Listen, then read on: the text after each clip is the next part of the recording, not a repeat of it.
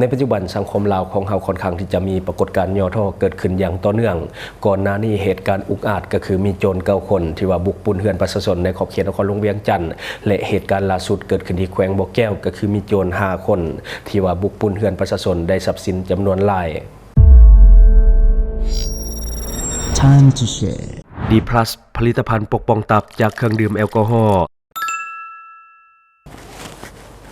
สวัสดีท่านผู้ชมกลับมาพบกับรายการ Time to Share สำหรับหัวข้อที่เราอยากจะนำเสนอในวันนี้ก็คือเกี่ยวกับเหตุการณ์ปรากฏการณ์ย่อท่อที่ว่ามันเกิดขึ้นในสังคมที่ว่าเป็นข่าวใหญ่ในตอนนี้ก็คือข่าวโจร5 คนที่ว่าปุนเฮือนประชาชนอยู่ที่แขวงบ่อแก้วซึ่งว่าเป็นเหตุการณ์อุกอาจที่ว่าเกิดขึ้นในเวลากลางเว้นซึ่งตอนนี้เป็นข่าวใหญ่ที่ทุกเพจกำลังนำเสนอในสังคมทุกมื้อนี้ค่อนข้างที่จะวุ่นวายและก็เป็นตะยานไล่ขึ้นกว่าแต่เมื่อก่อนก่อนหน้านี้สังคมเราเขาเป็นสังคมที่สงบเงียบและก็อยู่แบบไลฟ์สไตล์แบบที่เป็น slow life แต่ว่าในปัจจุบันบ่แม่นก็คือความวุ่นวายค่อนข้างที่จะไล่ขึ้นจากปรากฏการณ์ต่างๆที่มันเกิดขึ้นอย่างต่อเนื่องในปัจจุบันบ่ว่าเรื่องของมิจฉาชีพเรื่องของโจรอย่างต่างๆที่ก่อความวุ่นวายในสังคมก็มีให้เห็นไล่ขึ้นล่าสุดเกิดขึ้นที่เฮือนประชาชนแห่งหนึ่งอยู่ใน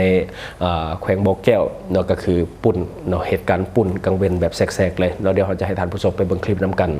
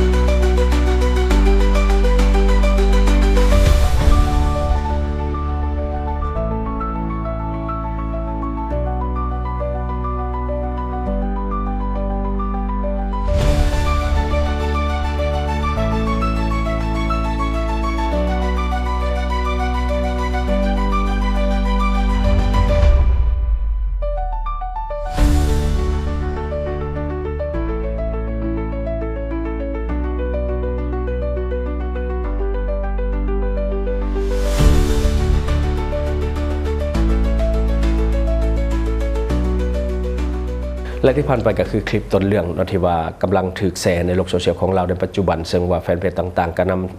นำเสนอข่าวนี้อย่างแพร่หลายเราเองก็นำเสนอเช่นเดียวกันซึ่งว่าข่าวนี้ได้รับความสนใจเนื่องจากว่ามันเป็นเหตุการณ์อุกอาจก็คือมีโจร5 คนพร้อมด้วยอาวุธครบมือก็คือพกปืนแล้วก็บุกปุนเฮือนประชาชนในเวลากลางเว้นแท้ๆอยู่ในบ้านพี่บุญทองเมืองห้วยทรายแขวงบ่อแก้วซึ่งว่าทรัพย์สินที่ถูกปุนไปก็คือตู้เซฟพร้อมกับทรัพย์สินที่ว่าอยู่ภายในจำนวน2 หน่วยข้อมูลเบื้องต้นจากเจ้าของเฮือนก็คือในนั้นมีทรัพย์สินมูลค่าบ่ต่ำกว่า1 ล้านบาทหลังจากที่ว่าก่อเหตุแล้วโจรทั้ง5 คนก็ได้ออกจากเฮือนไปพร้อมกับทรัพย์สินตอนนี้ยังบ่สามารถที่จะจับตัวได้เทื่อจากเหตุการณ์ดังกล่าวเจ้าของทรัพย์สินประกาศ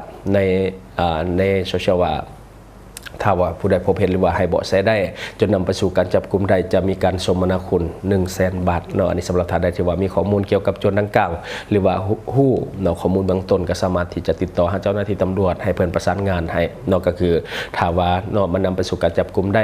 ก็จะเฮ็ดให้เพิ่นมาสมนาคุณเฮา100,000 บาทข่าวล่าสุดเห็นเพจโทรโข่งเขาเจ้าลงแล้วก็คือมีการให้เบาะแสเรื่องของโจรทั้ง5 คนที่ว่าไปปุนเฮือนประชาชนในแขวงบ่อแก้วก็คือเพจโทรโข่งนี่นะจะเป็นเพจอันดับ 1ในประเทศลาวในปัจจุบันก็คือมีผู้ติดตาม1 ล้านกว่าคนที่ว่าเพิ่นได้ลงมาแล้วก็มีการเปิดเผยข้อมูลแล้วก็ซึ่งภาพที่ว่าเพิ่นเอาลงก็บ่มีการปกปิดใบหน้าแต่อย่างใดคงจะเป็นข้อมูลจริงเพิ่นก็น่าจะได้มาจากแหล่งข้อมูลที่น่าเชื่อถือได้เพิ่นจึงกล้าที่จะเปิดหน้าของคนให้ที่ว่าอยู่ในภาพดังกล่าวก็คือเปิดมา 100% เลยบ่มีการปกปิดแต่อย่างใดเพื่อว่าเป็นข้อมูลให้กับเจ้าหน้าที่ในการสอบสวนสืบสวนหาข้อมูลที่แท้จริงในการจับกลุ่มคนให้ที่ว่าก่อเหตุอย่างอุกอาจมาลงโทษมีการเปรียบเทียบใบหน้าของผู้ที่ว่าก่อเหตุในมือก่อเหตุกับเหตุการณ์ในปัจจุบัน เนาะขอแผนก็คือเหตุการณ์ในชีวิตปกติเนาะเทียบกันว่าเป็นคนเดียวกันหรือบ่ในจังหวัดเจ้าหน้าที่เพิ่นจะได้เห็นชัดๆไปเลยว่าข้อมูลนี้เป็นข้อมูลจริงหรือบ่จริงเนาะเรื่องนี้คงบ่ยากเกินไปสำหรับเจ้าหน้าที่ตำรวจที่จะนำตัวคนหายมาลงโทษเนาะเพราะว่าตอนนี้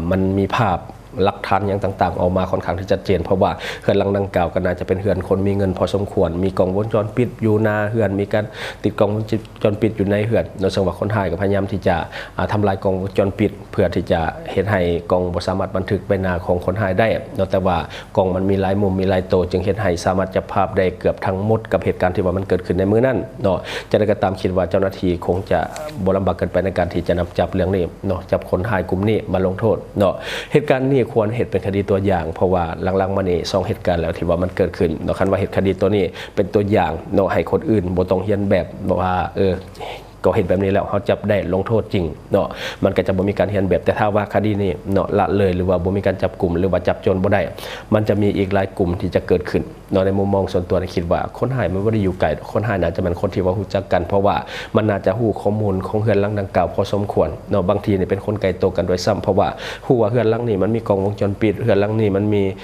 ตู้เซฟมีหยังอยู่บ่ได้เนาะเขาก็ใช้เวลาน้อยเดียวในการเข้าไปปุ่นจึงเห็นให้สันนิษฐานเบื้องต้นว่าน่าจะเป็นคนที่พอฮู้ข้อมูลเกี่ยวกับเฮือนหลังนี้หลายสมควรหรือบางทีอาจจะเป็นคนไกลตัวโดยซ้ำที่ก่อเหตุเนาะหรือว่าหนึ่งในนั้นเป็นคนที่ว่าอยู่ในพื้นที่อยู่แล้วเนาะฮู้ข้อมูลเกี่ยวกับเฮือนดังกล่าวว่าเฮือนหลังดังกล่าวนี่มีเงินคำเนาะมีทรัพย์สินหลายว่าสินะเนาะน่าจะประมาณนั้นคือตอนนี้เห็นได้ชัดเจนว่าสังคมเฮานี่มันเปลี่ยนแปลงไปหลายเนาะเรื่องของปรากฏการณ์ย่อท้อต่างๆที่ว่ามันเกิดขึ้นค่อนข้างที่จะเห็นได้ชัดเจนเนาะเพราะว่าย้อนไปก่อนโควิดในบ้านเฮาบ่ค่อยมีเรื่องราวแบบนี้ปานใดแต่ว่าหลังโควิดมานี่ค่อนข้างที่จะเห็นทีขึ้นบ่ว่าจะเรื่องของมิจฉาชีพบ่ว่าจะเรื่องของโจรบ่ว่าจะเรื่องของนี่แหละการใส่ความรุนแรงอย่างต่างๆเนาะคือเหตุการณ์ที่ว่ามันอุกอาจแบบนี้ก็บ่ค่อยเห็นดอกเมื่อก่อนแต่ว่าหลังๆมานี่ก็ด้วยหลายปัจจัยเรื่องของเศรษฐกิจเรื่องของค่าเงินเรื่องของค่าของชีพอย่างต่างๆมันก็บีบหัดให้หลายคนต้องแบบ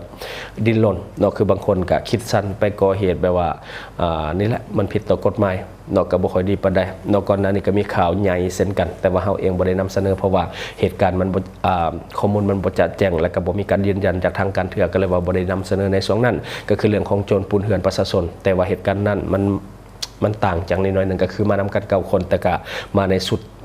เจ้าหน้าที่เนาะชุดตำรวจว่าซั่นซะเนาะแต่ว่าตอนนี้ยังบ่ฮู้ว่าเป็นตำรวจจริงตำรวจปลอมข่าวนี่มันเงียบไปแล้วในปัจจุบันข้อมูลมันบ่ชัดเจนกันเลยว่าบ่ได้นำเสนอเนาะตอนนี้ข่าวเงียบไปแล้วแต่ว่าเพจส่วนใหญ่ที่ว่านำเสนอไปก็จะบอกว่าเป็นโจรเนาะแต่ว่าตอนนี้ยังบ่ฮู้เลยว่าข้อมูลเป็นแนวใดเหตุการณ์นั้นเนาะมันมีคนที่ว่าเป็นโจรมานำกัน9คนเนาะปลอมเป็นเจ้าหน้าที่บุกเรือนประชาชนอยู่บ้านเสียงดาเมืองไสเสถานครหลวงเวียงจันทน์ในวันที่21เดือน5ปี2025ที่ผ่านมาก็เมื่อบ่นานมานี้ผลเสียหายที่เกิดขึ้นในครั้งนั้นก็คือมีเงินบาท 100,000 บาทมีเงินดอลลาร์ 5,000 ดอลลาร์แล้วก็มีสายคอคำแล้วก็มีสายแขนคำหนัก10 บาทโทรศัพท์4หน่วยเนาะอันนี้ก็คือความเสียหายที่ว่าเกิดขึ้นจากเหตุการณ์ดังกล่าวซึ่งว่าในตอนนี้ข่าวเงียบไปแล้วก็คือบ่มีข้อมูลยังเพิ่มเติมมีแต่ภาพเหตุการณ์นั้นเนาะคือความเสียหายก็ค่อนข้างมหาศาลอยู่ได้เนาะคือเงินบาท 100,000 บาทเงินดอลลาร์ 5,000 บาทแล้วก็สายคอคำสายแขนคำหนัก10 บาทโทรศัพท์อีก4หน่วยเนาะก็ถือว่าหลายสมควรก็คือเป็นเหตุการณ์อุกอาจที่ว่าเกิดขึ้นในเวลากลางวันเช่นเดียวกันแต่ว่าตอนนี้ข่าวเงียบไปแล้วต้องรอท่าอีกเดือนนึงว่าจะมีข่าวตัวนี้ฟื้นขึ้นมาอีกหรือบ่ถ้าว่ามีเฮาก็จะนำเสนอเอาเพราะว่าหลายท่านถามมาว่าคือบ่เห็นนำเสนอข่าวนี้เพราะว่าข่าวนี้มันยังบ่มีการยั่งยืนจากทางการเนาะทางการเขาจะบ่ได้ลงเฮาก็เลยว่าบ่ได้ลงก็เลยว่าข่าวเงียบไปแล้วในปัจจุบันเนาะข่าวโจรนี่มาแห้งเนาะช่วงนี้ข่าวโจรนี่มาแห้งอีกข่าวหนึ่งที่ว่ากำลังเป็นกระแสในปัจจุบันและก็เหตุให้สังคมค่อนข้างที่จะแตกตื่นก็คือเหตุการณ์ที่โจรเนาะโจรนี่เข้าป่าอยู่ที่เมืองพนหงส์อยู่ที่ทางด่วนเนาะก็คือมีการสิจับกุมหั่นแหละสิจับกุมโจรแต่ว่าโจรบ่ยอมเนาะอยู่สถานีเก็บเงินอยู่ทางด่วนก็เลยว่าโจรนี่เข้าป่าตอนนี้นี่ก็ถือว่ามีความอันตรายสำหรับหลายหมู่บ้านโดยเฉพาะในขอบเขตของเมืองพนหงส์และในปัจจุบันรองว่าการเมืองพนหงส์ได้ออกแจ้งการเตือนประชาชน59หมู่บ้านที่ว่าอยู่ในพื้นที่ของเมืองพนหงส์เพราะว่าตอนนี้โจรนี้จากทางด่วนเข้าไปในป่าบ่ฮู้ว่าเขาจะไปโผล่อยู่บ้านใดเนาะตอนนี้ยังอยู่ในช่วงของการไล่ล่าหรือว่าตามโตของเจ้าหน้าที่ตำรวจฉะนั้นจึงเฮ็ดให้โจรเขาเจ้าก็บ่ฮู้คือกันว่าเขาสิหนีกระเซิงไป บ้านใดเนาะเพราะว่าโจรมีอาวุธครบมือฉะนั้นจึงได้เตือนให้ประชาชนระมัดระวังตัวและก็ป้องกันเวรยามตลอด24ชั่วโมงเนื่องด้วยเนาะมีโจรที่มาลบนี้ในปัจจุบันเนาะบัดเดียวเขาจะอ่านเนื้อในแจ้งการให้ฟังเนาะห้องการเมืองพลโหงขอถือเป็นเกียรติแจ้งมายังองค์การปกครองบ้านและพ่อแม่ประชาชน59บ้านทราบว่าเกี่ยวกับปัญหากลุ่มคนบดีที่ว่าได้ลบนี้จากการจับกลุ่มของเจ้าหน้าที่ในช่วงวันที่1มิถุนายนก็คือเดือน6นี้แหละเนาะ2025ผ่านมาอยู่บริเวณสถานีเก็บเงินทางด่วนพลโหงเนาะเมืองพลโหงซึ่งว่ากลุ่มคนดังกล่าวแม้นได้ลบนี้ซ่อนตัวอยู่ในป่าเนาะในปัจจุบันก็คือยังอยู่ในป่าตามบ้านในขอบเขตเมืองของพวกเฮาฉะนั้นเราจึงเรียกห้องให้องค์การปกครองบ้าน59บ้านทั่วเมืองพลโหงให้หีบห้อนจะตั้งกำลังป้องกันและก็ลาดตระเวนตามขอบเขตบ้านภายบ้านลาว24ชั่วโมงเนาะโดยเฉพาะบ้านที่ติดกับเส้นทางด่วนและก็รถไฟให้เอาใจใส่ติดตามการเข้าออกของประชาชนและก็บุคคลอื่นๆถ้าหากว่าพบเห็นบุคคลแปลกหน้าผู้ต้องสงสัยที่บ่แม่นคนในท้องถิ่นของตนเองให้รายงานต่อคันถึงในปัจจุบันกลุ่มคนดังกล่าวแม้นยังบ่สามารถจับตัวได้เทื่อดังนั้นจึงแจ้งการด่วนฉบับนี้มาเพื่อทราบและก็จะตั้งปฏิบัติเว้นยามให้เข้มงวดในตัวเมืองพลโหงตลอด24ชั่วโมงอันนี้ก็คือแจ้งการเนาะเรื่องของโจรอันนี้ก็เป็นเหตุการณ์ความสงบหนึ่งที่ว่าเกิดขึ้นแล้วเพราะว่าหลังๆมานี้เฮาเห็นหลายที่จริงข่าวเรื่องโจรยังมีหลายกว่านี้อีกแต่ว่าอันนี้เฮาหยิบเอาแต่บางส่วนมานำเสนอให้ท่านผู้ชมได้รับรู้แล้วก็ระมัดระวังตัวนำกันเนาะเพราะว่าคนบ่ดีในบ้านเฮาตอนนี้มันเพิ่มขึ้นหลายโดยเฉพาะบุคคลที่เกี่ยวข้องกับเรื่องของยาเสพติดและความหุนแหงในปัจจุบันค่อนข้างที่จะเห็นได้ชัดว่ามันเพิ่มขึ้นเนาะช่วงนี้ต้องมีสติหลายๆกับการใช้ชีวิตคือเฮาได้เตือนกันมาหลาย EP แล้วเรื่องของการใช้ชีวิตเราต้องได้ระมัดระวังให้หลายขึ้นคือการอยู่ในเรือนตนเองก็บ่ได้หมายความว่าจะปลอดภัยตัวอย่างกับเหตุการณ์ที่มันเกิดขึ้นนี่แหละนอกก็คือเฮือนเฮาเองแท้ๆทรัพย์สินก็อยู่ภายในเฮือนใส่ตู้เซฟไว้อย่างดีแต่คนก็เข้ามาปุ้นในกลางเว้นแสกๆเนาะซึ่งว่าสุดท้ายแล้วก็บ่สามารถที่จะเฮ็ดหยังได้เขาก็ได้ทรัพย์สินไปฟรีๆเนาะซึ่งว่าเฮามีหลักฐานครบมีกล้องวงจรมีอีหยังต่างๆเนาะแต่ว่าตอนนี้ยังจับบ่ได้เถื่อเนาะฉะนั้นอยากให้ทุกคนระมัดระวังถึงแม้ว่าเฮาจะอยู่ในเฮือนก็บ่ได้หมายความว่าจะปลอดภัยเนาะฉะนั้นต้องมีสติตลอดเวลาถ้าว่าเกิดหยังขึ้นข่าวว่าเจอโจรเข้ามาในเฮือนนี่ถ้าเขาอยากได้ทรัพย์สินนี่ทางที่ดีให้เขาเอาไปเลยเพราะว่าเฮาน่ะเอาชีวิตเฮาให้รอดก่อนเนาะบางทีนี่เฮาห่วงทรัพย์สินจนเกินไปแล้วเฮาเสียชีวิตเองและทุกอย่างมันจบเนาะคันว่าเฮาเสียทรัพย์สินเฮายังไปแจ้งเจ้าหน้าที่ตำรวจหรือบ่เฮาก็หาใหม่ได้แต่ถ้าว่าชีวิตเฮามันจบเท่านั้นน่ะมันก็จะจบเลยมันก็จะบ่มีหยังเนาะทรัพย์สินเขาก็ได้และชีวิตเฮาก็จบฉะนั้นรักษาชีวิตตัวเองเอาไว้เป็นสิ่งที่ดีที่สุดอันนี้เว้าในว่าเพื่อในกรณีมันเกิดเหตุการณ์ฉุกเฉินขึ้นการมีกล้องวงจรปิดมีมาเนาะจนกับบริยัติและการนับวันก่อเหตุอุกอาจเนาะเมื่อก่อนก็จะเห็นแต่เขาไปลักเครื่องลักของในเวลากลางคืนแต่ว่าในปัจจุบันเนาะกลางเว้นเขาจะก็เข้า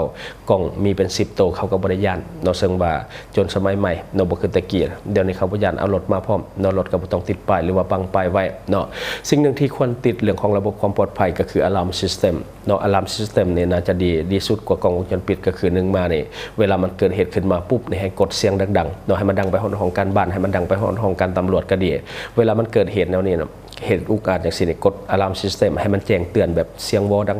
ังๆเนี่ยโจรมันจะตื่นไล่กว่าเนาะเพราะว่าคนมันจะแตกตื่นและคนมันจะมาเบิ่งคนมันจะมาหุ่มลายฉะนั้นโจรจะย่านไล่กว่ากล้องวงจรปิดคือกล้องวงจรปิดมันเงียบๆได้แต่ภาพมันบ่มีอย่างดอกเนาะแต่ว่าถ้าเฮาติดอะลามซิสเต็มเนี่ยเสียงมันจะดังและคนอ้อมข้างนี่จะหลั่งออกมาเบิ่งฉะนั้นจึงเห็นให้โจรเขาน่าจะย่านไล่กว่าเนาะตอนนี้ฝากความหวังไว้กับภัยกับบ่ได้ดอกเนาะก็คือเหตุการณ์ที่มันเกิดขึ้น2เหตุการณ์นี้ยังจับบ่ได้เถื่อในปัจจุบันเนาะก็คือเพิ่งตัวเองเนี่ยเป็นสิ่งที่ดีที่สุดเพราะว่าทรัพย์สินของเฮาเองเนาะเฮาฮู้ดีเนาะว่ามีหลายมีน้อยฉะนั้นนี่ควรจะบริหารทรัพย์สินของตัวเองให้ดี ขออภัยก็คือทรัพย์สินนี้ทำมีหลายเราไปเก็บอยู่ธนาคารบ่ว่าจะเป็นเงินหรือว่าเป็นคำเนาะเงินก็ไปฝากธนาคารใดธนาคารคำก็มีไปฝากธนาคารคำหรือว่าฝากอยู่ธนาคารปกตินี่ก็ได้เนาะคำก็คือเขาเจ้ามีตู้นิรภัยอยู่แล้วถ้าว่าผู้ใดมีรายไปฝากไว้เนาะคันมีเล็กๆน้อยๆก็เนาะเสียงไว้ให้ดีเนาะอย่าไปแบบเสียงบ่ที่คนมันฮู้อยู่แล้วตัวอย่างคือตู้เซฟนี่ผู้ใดก็ฮู้อยู่แล้วว่ามีทรัพย์สินอยู่หั่นเนาะจังได้ก็ตามเนาะผู้ที่ว่ามีก็อย่าโอ้อวดหลายจนเกินไปคือบางทีนี่มีคำอยู่เส้นเดียวก็เอามาใส่อยู่ตลอดเวลาบางทีคนไกลโตเนาะมันก็มีแนวความคิดที่บ่ดีบางทีติดยาหรือว่าติดลิ้นติดเกมแบบนี้นะบางทีคนไกลโตนี่แหละอันตรายเนาะเพราะว่าเขาฮู้ข้อมูลเฮาทุกอย่างฉะนั้นถ้าเฮามีก็เก็บไว้อย่าสิไปโอ้อวดหลายจนเกินไปมันเป็นการล่อตาโจรทางรายการของเฮาจังได้ก็ตามแสดงความเสียใจกับเหตุการณ์ที่ว่ามันเกิดขึ้นเนาะทรัพย์สินที่ว่ามันเสียไปก็ถือว่าเป็นการทานซะถ้าว่ามันเอาขึ้นมาบ่ได้แท้ๆเนาะเขายังมีชีวิตอยู่ก็ถือว่าดีแล้วเนาะกับเหตุการณ์ที่ว่ามันเกิดขึ้นจะได้ก็ตามแสดงความเสียใจกับเหตุการณ์ที่เกิดขึ้นแล้วก็ขอให้จับคนร้ายได้ไวๆและที่สำคัญก็คือขอให้ได้ทรัพย์สินกลับขึ้นมาครบทุกอย่างเนาะ อันนี้ก็คือสิ่งที่เราอยากจะนำเสนอในมื้อนี้หวังว่าท่านจะได้รับสาระดีๆสำหรับท่านที่ว่าเบิ่งรายการเราอยู่ในปัจจุบันเนาะคิดเห็นจะได้กับสิ่งที่ว่านำเสนอไปแสดงความคิดความเห็นไว้ได้เลยเนาะแต่ขอให้มันเป็นถ้อยคำที่สุภาพหน่อยนึงแล้วก็ขอฝากเนาะสำหรับท่านใดที่ว่ามีพฤติกรรมเสี่ยงโดยเฉพาะเรื่องของการกินดิบกินแดงแบบคนลาวเฮาเนี่ยกินดิบกินแดงเป็นเรื่องปกติอยู่แล้วลาบก้อยซอยจุเนาะแล้วก็พวกเลือดแป้งอันนี้ตกการนำโรคเข้าสู่ร่างกายของท่านสิ่งที่เขาจะได้แน่ๆก็คือเรื่องพยาธิใบไม้ในตับสารตับและก็ไวรัสตับเนาะคนลาวเฮานี่เป็นพยาธิอันนี้แล้วก็ตายหลายแต่ละปีถือว่าเป็นพยาธิอันดับหนึ่งที่คนเราตายหลายก็คือพยาธิที่มาจากตับโดยเฉพาะการดื่มเหล้าดื่มเบียร์ของคนเราเนาะก็คือจะดื่มหนักแล้วก็เป็นที่หนึ่งในอาเซียนเรื่องของการดื่มเบียร์ฉะนั้นอย่าแปลกใจว่าเป็นอย่างคนเราจึงตายจากพยาธิตับหลายที่สุดในแต่ละปีอันนี้ไปเช็คเบิ่งได้เลยข้อมูลจากกระทรวงสาธารณสุขบ่ว่าจะเป็นมะเร็งตับแข็งเนาะสารตับอย่างต่างๆเกี่ยวของกับตับทั้งนั้นที่ว่าคนเราตายหลายที่สุดสาเหตุหลักๆมาจากการกินดิบและก็การกินเหล้ากินเบียร์ของคนเราอันนี้คือที่หนึ่งเลยทุกคนหูแต่เปลี่ยนพฤติกรรมบ่ได้ฉะนั้นเราปกป้องตับไว้ก่อนโดยผลิตภัณฑ์ดีพลัสของเราเห็นผลดีตัวนี้แก้อาการเมาค้างได้ดีสำหรับท่านที่ว่ากินกลางคืนตื่นเช้ามาแล้วเมาค้างตัวนี้จะช่วยได้ดีเพราะว่าตัวนี้จะช่วยในการกำจัดฤทธิ์แอลกอฮอล์ช่วยตับปกติในตับจะเป็นตัวช่วยในการกำจัดฤทธิ์แอลกอฮอล์ผู้เดียว 100% แต่ถ้าว่ากินตัวนี้เข้าไปตัวนี้จะช่วยในการกำจัดฤทธิ์แอลกอฮอล์ออกจากกระแสเลือดตื่นเช้ามาจะบ่มีอาการเมาค้างอย่างแน่นอนและก็ปกป้องตับในตัวเดียวกันอันนี้ผลิตมาสำหรับคนเราโดยเฉพาะตอบโจทย์อย่างแน่นอนและก็ขอฝากสำหรับคนเราในปัจจุบันเงินกีบยังอ่อนค่าเนาะอยากให้ทุกคนช่วยกันพยุงค่าเงินกีบให้กลับมาแข็งค่าดังเดิมแล้วก็อย่าลืมส่งเสริมสินค้าที่เป็นของคนเราที่ผลิตภายในเราเพื่อลดผ่อนการนำเข้าสินค้าที่บ่จำเป็นจากต่างประเทศและสำหรับท่านที่ว่าเบิ่งรายการเราอยู่ถ้าคิดว่ารายการของเรามีสาระหรือว่ามีประโยชน์อยากส่งเสริมอยากซัพพอร์ตอยากจะให้กำลังใจทีมงานของพวกเราก็อย่าลืมกดติดตามช่องเพราะว่าการกดติดตามช่องถือเป็นช่องทางเดียวแท้ๆที่จะเฮ็ดให้ทีมงานของเรามีรายได้และมีกำลังใจในการผลิตคอนเทนต์ดีๆแบบนี้ให้ท่านได้ชมเรื่อยๆอย่าลืมให้กำลังใจทีมงานของพวกเราโดยการกดติดตามช่องขอบใจสนใจโฆษณาประชาสัมพันธ์ธุรกิจและผลิตภัณฑ์ของท่านผ่านรายการของเราสนใจติดต่อตามข้อมูลที่ขึ้นหน้าจอในปัจจุบันได้เลย